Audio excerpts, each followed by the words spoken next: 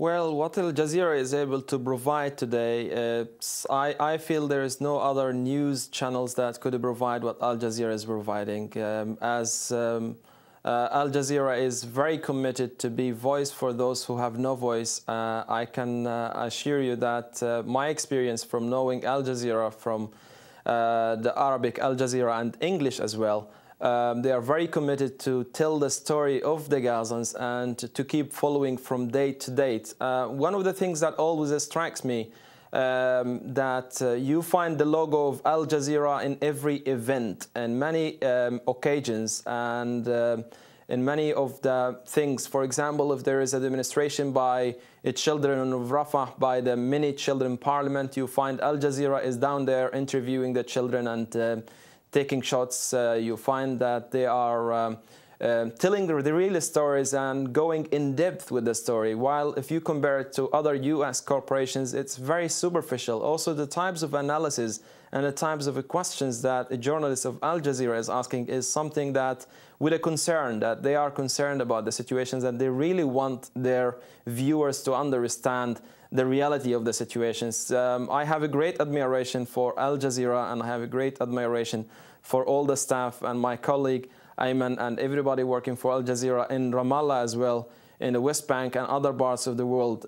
What Al Jazeera is able to provide us today with is definitely something that, as far as I can see from my readers and the emails I'm getting from different friends in the United States, what they are able to see on Al Jazeera or Democracy Now!, they are not able to see on CNN or Fox News, because that is what you get. As Ayman said it, it's corporation media here, and obviously they have their own agendas. But to answer your question, Al Jazeera has been... Although it is Al Jazeera English, it is hardly seen, carried in the United States. We were just interviewing Wada Khanfar in your seat last week, who is here to deal with this issue. But I think in everywhere but Cleveland and Burlington, on their cable network, they do run Al Jazeera English. But here you are broadcasting in English. And during Operation Cast Lead, the attack on Gaza, you made all your footage available for free to networks. So that they could use it, did they? That's a good question. I don't know if they did. I can tell you that we are now in the D.C. area as well, locally. So, but that just started very recently. So when you compare that, we still have a long way to go inside the United States. Unfortunately, we are still, as a corporation, trying to overcome a negative stigma that was perpetuated by previous American administrations falsely. And so it is an uphill battle. Donald Rumsfeld calling you a terrorist network. Exactly, and making reference to showing beheadings, which was absolutely incorrect. So there is this negative stereotype that has to be overcome. And then again, you have to compete in an American market space, which is very competitive when you're dealing with so many news channels and other entertainment products. Finally, Mohammed Omer, I know you're getting on a plane to go to New Mexico, and Ayman, you're heading out to go back to do your reporting in the Middle East. But what do you think is the biggest misconception as you speak with American audiences about the land that you cover? You know, one of the things that I find is really challenging here is that most of the people are misinformed about the depth of the situations in Middle East in general. There are many people who have no clue, and you can grasp that from the questions and the type of the things that they are asking for. What people lack here is